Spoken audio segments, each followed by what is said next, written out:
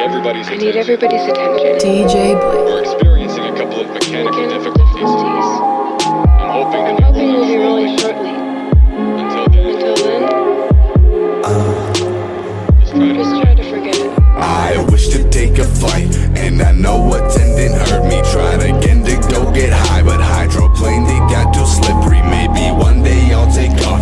Until then I'll watch the movie. It's hard to play it back if you already know the ending. We are experiencing a hydroplane. Please buckle your fucking seatbelt.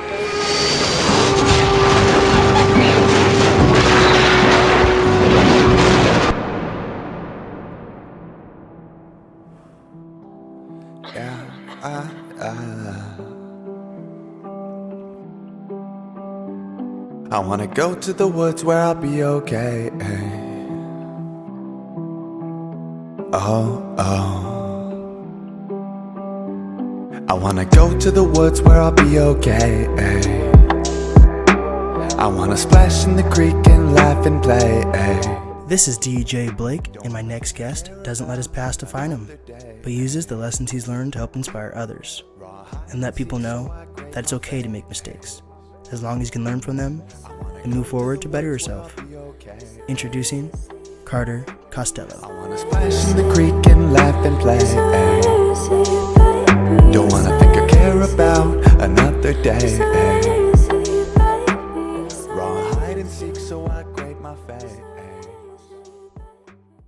Welcome back, everyone. This is DJ Blake, keeping you up to date with all the hottest hip-hop news and sneaker talk. And today I'm with a very special guest, the one and only Carter Costello. There we go.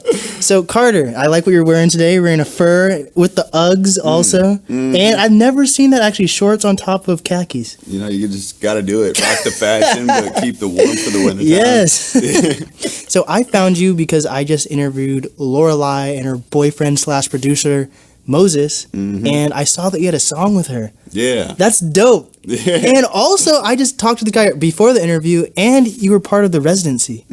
That's crazy. So the artists that I find that are really, because I don't want to say this as like a bias type thing, but like the artists that are really on the right path, in my opinion, are the ones who have done those programs like the Residency or like Totem Star, because I see artists posting who have not done any of those programs and they're just like starting to rap or sing or anything like that, and they're like, I'm the best lyricist out here. I'm like, how do you know that? Have you done any programs to like expand your knowledge or anything? Yeah. So when did you start the Residency? Because it's been together for like 5 years now. Yeah, the Residency, I just did this last year, and then before that I did the winter retreat up in Fort Worden.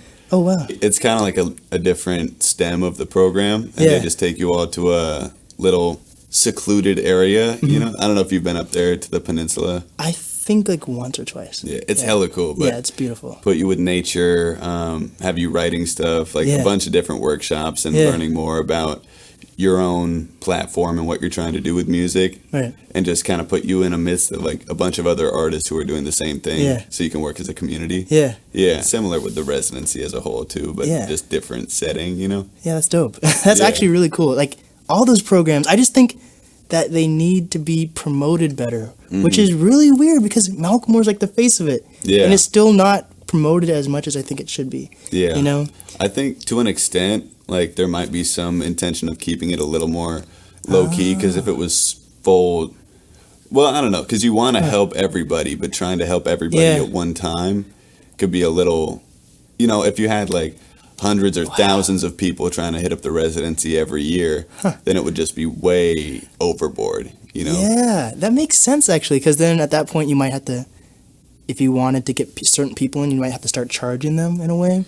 And isn't the Residency free? Like, isn't it free, right, to get in? Yeah, it's free. It's actually intended for underprivileged youth. Yeah. So it's kind of like an opposite intention of like charging people. You know, it's to give people without certain resources the resources they need to do something. Right. That makes sense. Cool. Yeah. So your newest single is called "To the Woods, Not in the Woods," like everyone thinks. Not in the woods. Everybody says in the woods. And you're in the music video. You're in the woods, though. Yeah, I am in the woods. But basically, are you a nature guy? I guess you could say I'm a nature guy. So I was actually raised Quaker, which is kind of like a hippie influence. Quaker Oats. Yeah, Quaker Oats. Praise the oatmeal. But no, it's very bases on love thy neighbor and equality and stuff like that. And a lot of the people are super into activism and spend a lot of time in nature. So I guess from a young age I've had that as an influence, you know. Is it different than Amish though? It is very different. I think of Quaker and Amish. No, it sounds because like the oatmeal guy, it looks just like. That's funny as fuck. But if you're a nature type guy, you're wearing a fur though. Isn't that it just doesn't make any sense. It doesn't make any sense. It's pretty warm though, I bet. It's cold lately in Seattle. You know? Yeah, so, I gotta bundle up. Yes, for sure. I'm just wearing a t-shirt. Dude, my favorite jacket, I burnt it on accident. Shit. Like I was standing too close to like a light. And it's a down jacket, so it's all freaking feathers inside. I have this huge hole in it, and it's like the warmest jacket with all these feathers come out. Was it a heat lamp? Yes. Damn it. Because we were promoting for like the station at Wild Waves like a month or two ago now. And dude, Wild Waves is so sketchy. Literally, we were there, and this guy, the last time we were at Wild Waves, this guy got shot in the face. What? During our shift. I was like, what Yo, the? what are you going to expect? If you're in Federal, Fed, I know. man? It was bad though, but Yeah, that's shitty. I'm sorry.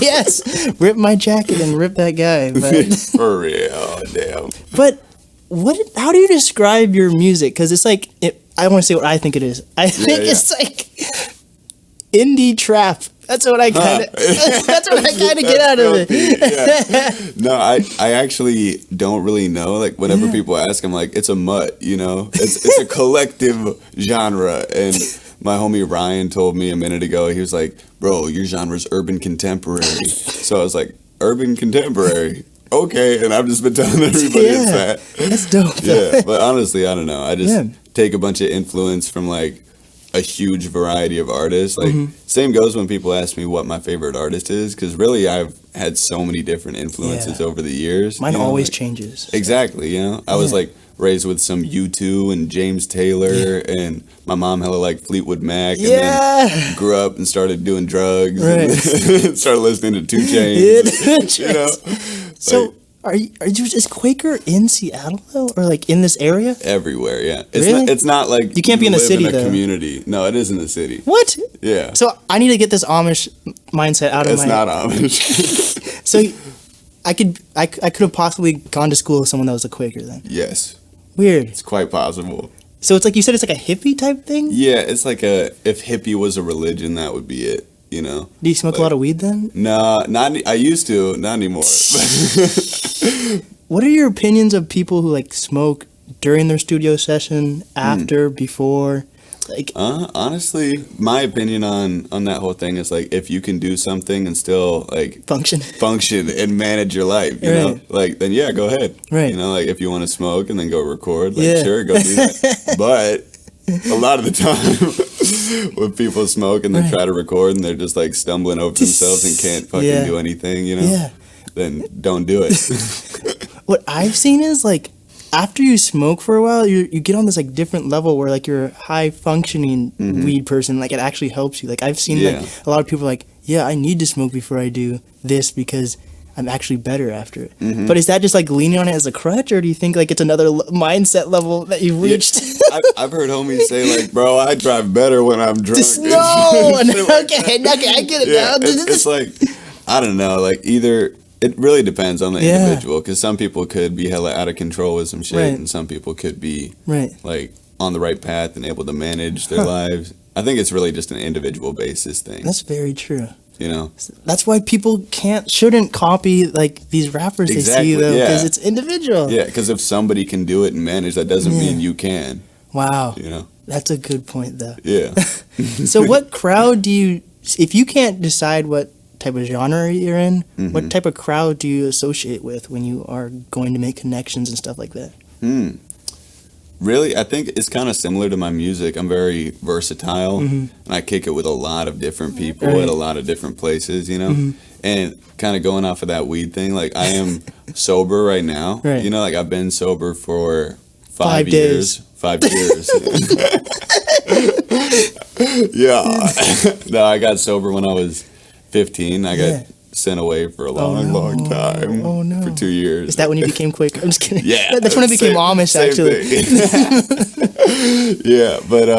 Yeah, but that kind of plays into like my, what do you say, like relations, like in the residency, for example, like especially in a hip hop community around a bunch of youth, like it's not really fucking cool to be sober or like not smoking weed or whatever. That's weird, though. So it kind of like that separates me a little bit, but I still like take pride in the shit and don't let it bring me down, you know? That's a good point. That like I think for me especially, I think it's better to be clear-minded with whatever you're doing. That way you stay out of trouble also. And if you do still do troubling shit when you're clear-minded, that means you're a fucked person. Yeah. You know, it actually helps you decide, like, people get to know you as a person, your personality traits.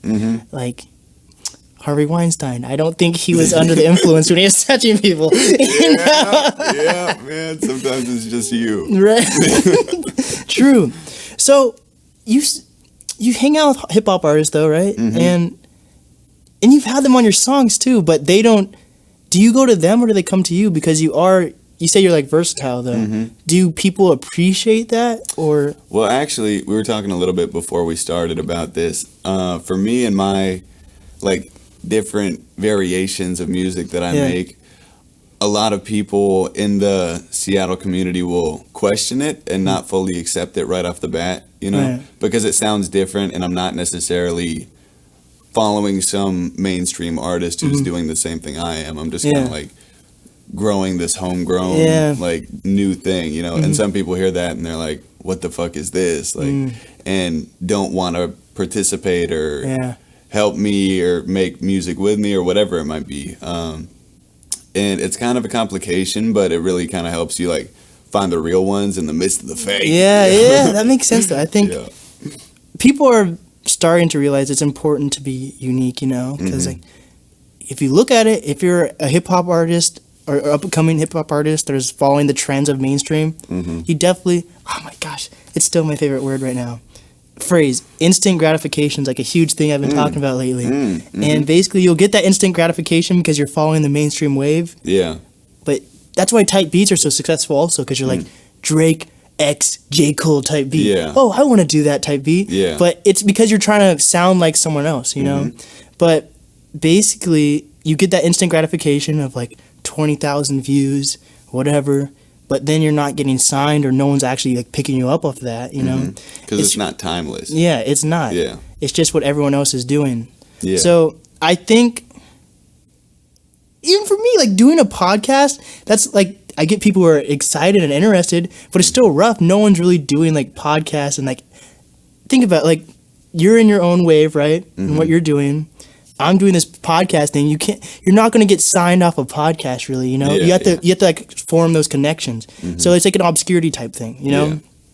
But the thing, the point I'm trying to make is like, it's better to go on your own path because you're doing it in your own way, and people, it might take years, but people eventually like recognize that. And that's why I don't think anyone should be actually worried about instant gratification, because think about it. Like Malcolm, I love using him as an example because he started off like, he was making music for a fuck ton of time, like a long ass time, and it took him forever to like actually gain traction, you know? And it's because he was doing his own thing. Yeah. So I think it really, views right now don't matter that much, even though I love your music video, and it only has like 300 views, and that shit is timeless. I think that's dope as fuck. Yeah, for real. Thank you. But you can't like focus on those views right now. You have to think about it in the future, because if you blow up, people are going to want to look back at like your old stuff also. And that's when the views come into play. Yeah. But I just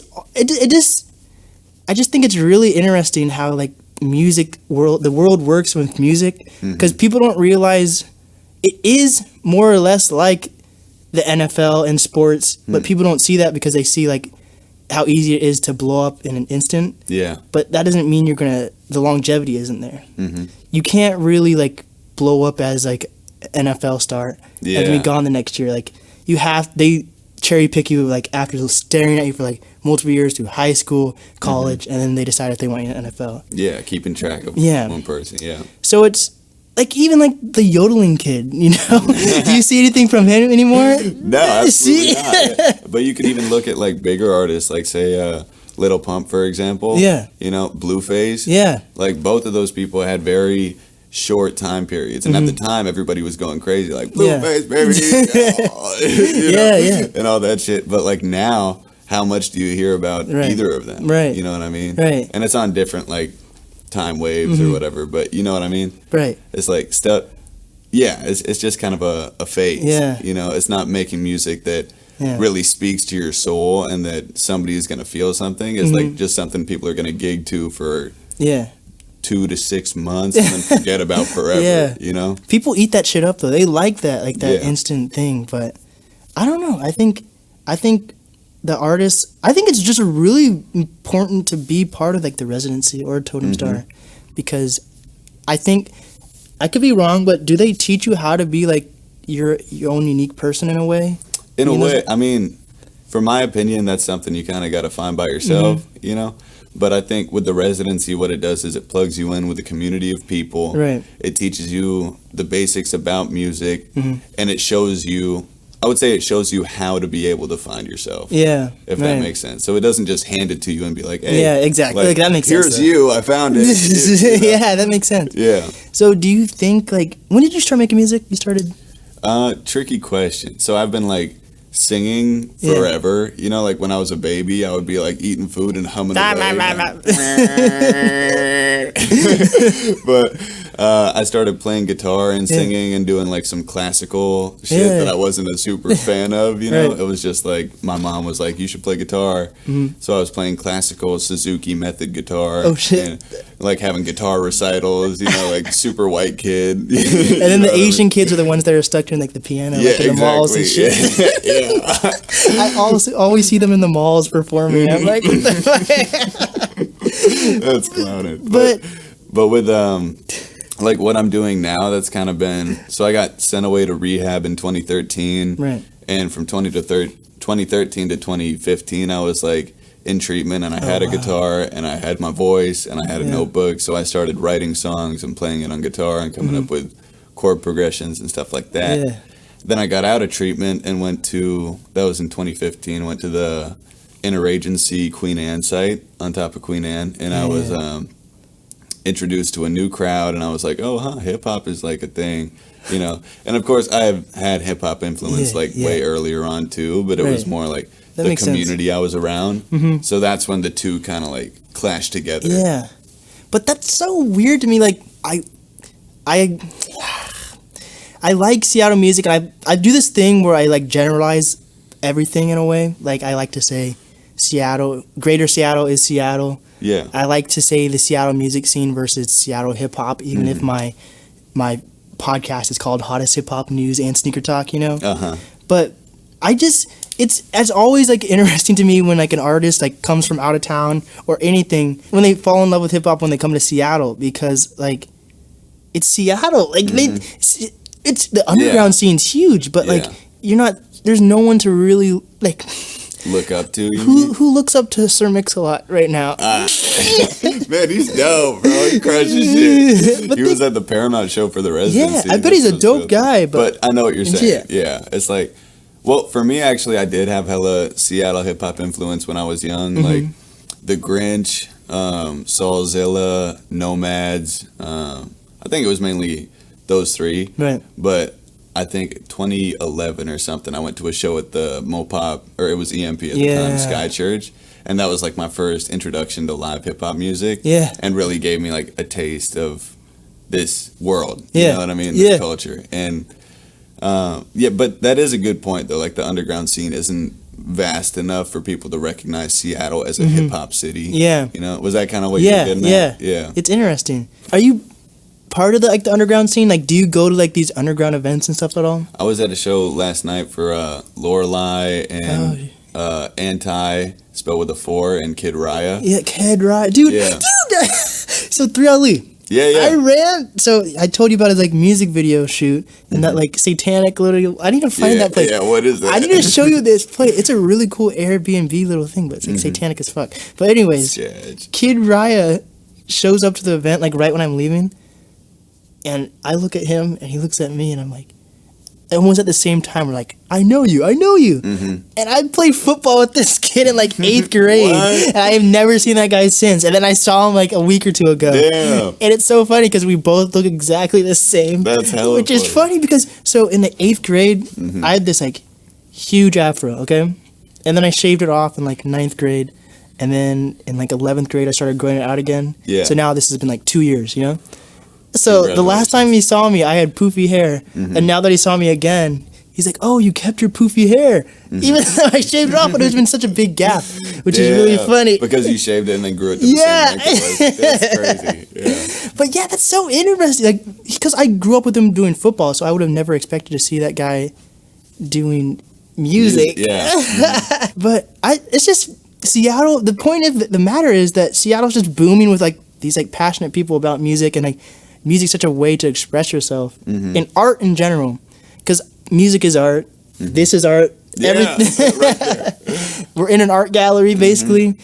That's what I need to tap into. I need to tap into the art scene here. Yeah. But it's just weird. I would never expected that guy. Yeah. Yeah, that is hella interesting. But it's just weird how, like Lorelai, I just interviewed her, right? But I had no idea she was like performing yesterday. Yeah. Even like, so how I feel like Seattle needs to find a way to like, it's all about connecting with the artist, but also like connecting back to the fans. I don't feel like there's a hub at all. Unless you're connected with that artist, there's like no way you're gonna know they're like performing. Yeah, I think networking in Seattle is especially difficult. You know, trying to like actually build that fan base and like get your name out there. And part of that relates back to that like Seattle bitterness we were talking about how people don't really want to reach out a hand because they're in their own zone, which is cool. You know, like get on top of your own shit and figure out what you're doing. But when you have some assets, that's where the fault comes. You know, like that's where you have the opportunity to reach out to somebody and be like, hey, like let me help you out. You know, like let me help you. Let me like social media networking or whatever. If somebody is good at something and they know somebody else isn't good at something, like being able to be like, hey, I got this information here, like let me share this with you. But instead it's like, I'm gonna keep this because like it's gonna make me blow up. You know, like when in reality like people are gonna blow up based on like who they are and like what they're doing. It's not like I'm keeping this one like Spotify hack to myself. You know what I mean? If you're keeping that hack and it's not working for you though, exactly. In general. That's funny though. So you said you started music when in rehab then, and then once you got out. So now you're 20, right? 21. 21. So now you're too late to do the residency. It's like you can't do residency now. Yeah, I did it this last year. Yeah. So you're just right in time. Yeah. So what are you doing now to like work on your art and all that? Now I have a studio at Crybaby Studios up on Capitol Hill. It's right next to Rancho Bravo, or across the whatever you call it, that block. Yeah.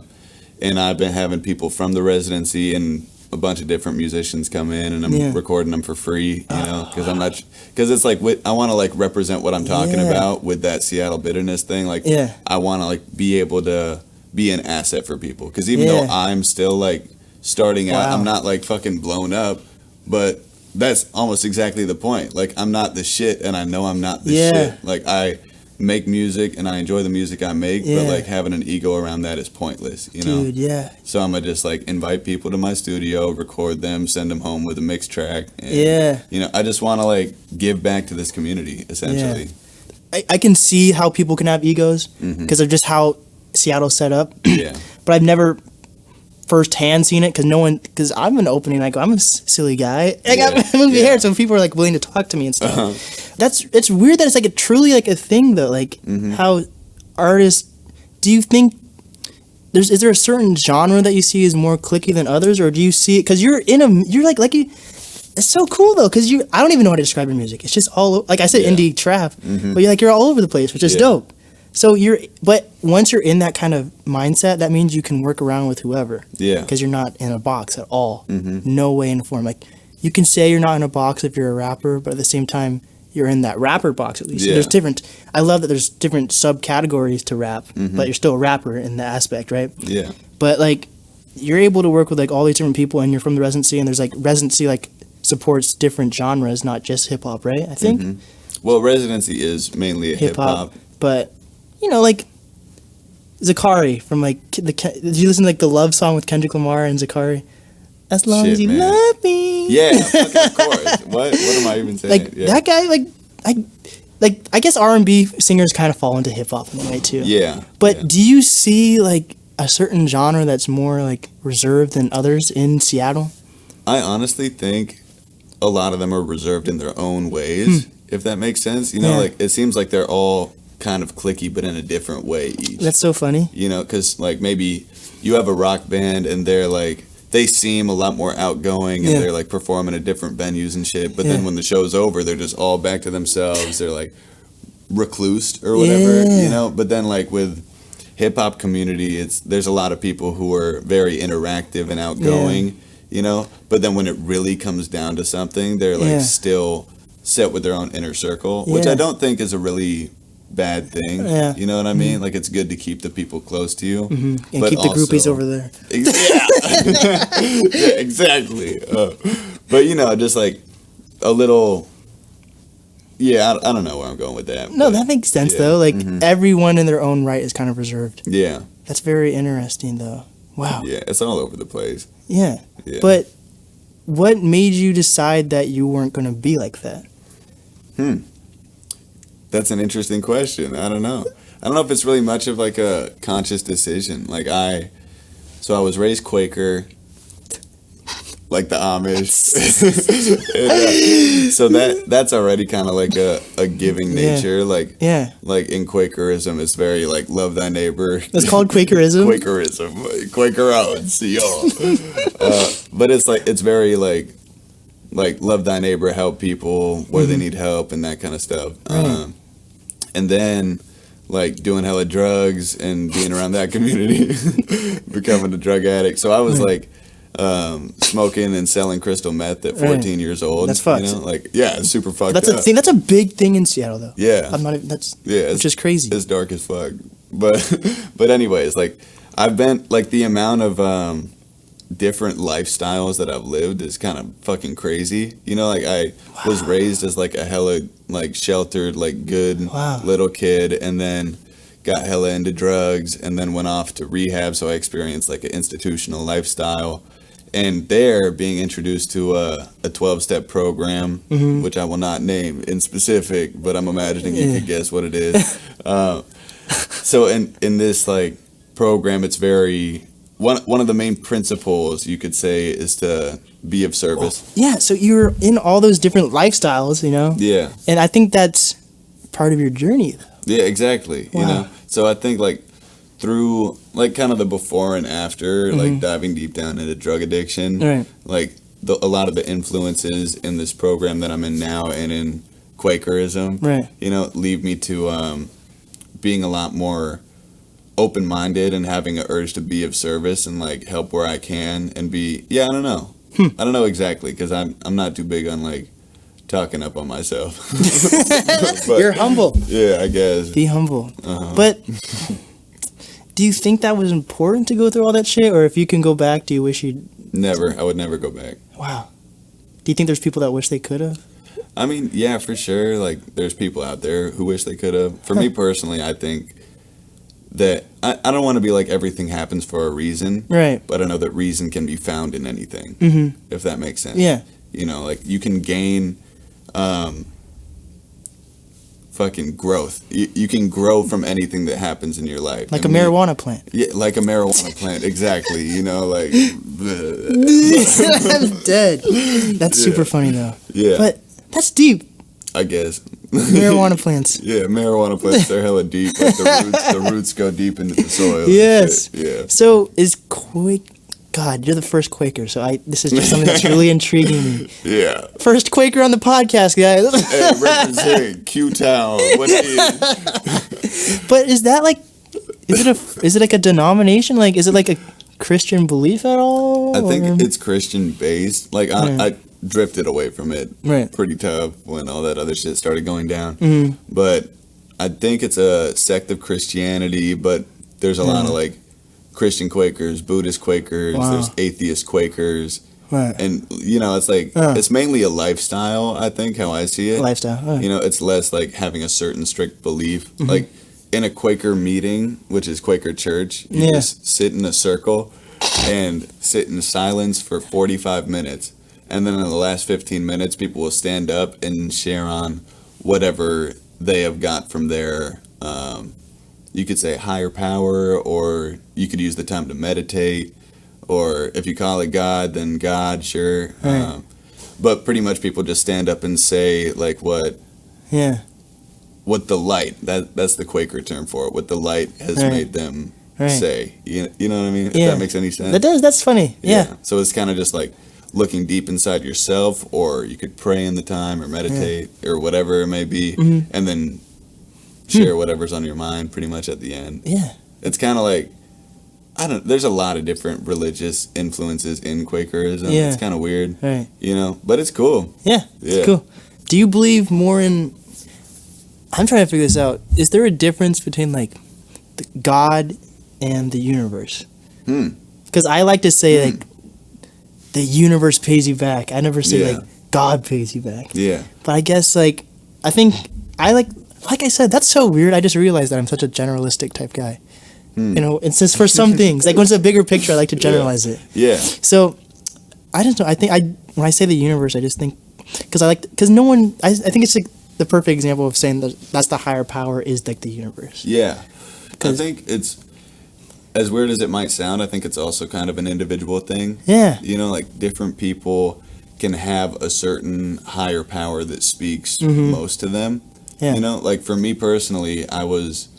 So get this, I was on the run in Tucson, Arizona, just smoked some meth. I was snorting it off this 24-hour recovery chip, like thinking I was fucking against the system and blah, blah, blah. And then I got some random sporadic-ass urge to pray. And I like looked up at the sky and I regarded hope as a higher power. Yeah. So I was like, hope, please guide me. And there's been different times in my life where I've prayed to love, prayed to serenity, contentment, different like I think mainly on the emotion just line, not the devil, you know. Just not that shit. Fuck that shit. No, I don't even know about like the evil side. I haven't thought too much. For me, that's just addiction. Yeah, you know? But, that makes sense. Yeah.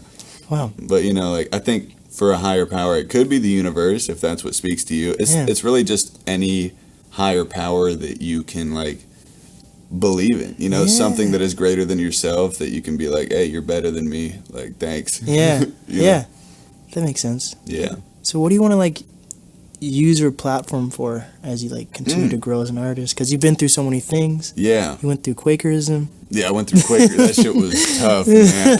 That was brutal. But no, for real, I with my music, I tend to stress on a lot of the issues that I've had in my own life that a lot of people, especially young men in society, like don't want to talk about whatsoever. You know, like I want to get people to cry, you know, like I want to access people's real, true emotions. Yeah. I have this song, it's not going to be out for a minute, but it's called Bloodlines. And it's about my experience with self-harm and being locked up in institutions in a mental hospital. Right. And yeah, it's really just like cutting deep, no pun intended, you know, but it's just me getting hella honest and talking about like the lengths that I've gone through pain and suffering and how I've gotten out of it, you know? Yeah. So that's kind of the message. I want to bring a light on shit that people are so reluctant to talk about. Yeah. Because they're scared, either like as a man, like, yeah, like I only feel fucking anger or happiness and that's it, you know? Because men don't want to talk about like being sad or like heartbroken or fucking suicidal or whatever it may be. I want to like bring a light to what people refuse to talk about. Yeah.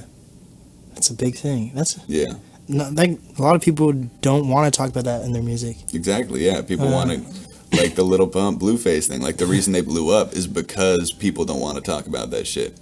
People want to get lit and have a fucking party and enjoy themselves. They don't want to like get vulnerable and actually address all of the bullshit that's constantly going on in their lives. Exactly, because everyone has something going on in their life. Every single person, you know, like with shit like self-harm that is kind of like a lot of people know nothing about it, but with thoughts related to self-harm, that's something that everybody knows about. Right. self-hatred. I can guarantee you, like, one in fucking, like, one person has experienced that. One in one. Yeah, exactly. You know, like, it's so fucking common. Like, people have, like, self-esteem issues. People have, like, all kinds of shit that they just refuse to talk about. Wow. You know, and they would just rather, like, gig the fuck out and, like, turn up music really loud and ignore it. Yeah. You know? So you can completely disagree with me on this, but I disagree with people that think this. So, but people like to say that the grunge scene here, or just like the fact that it's so rainy here, affects how people feel. I don't know. How you feel, I think, honestly, really comes down to your support system and like your community. Yeah.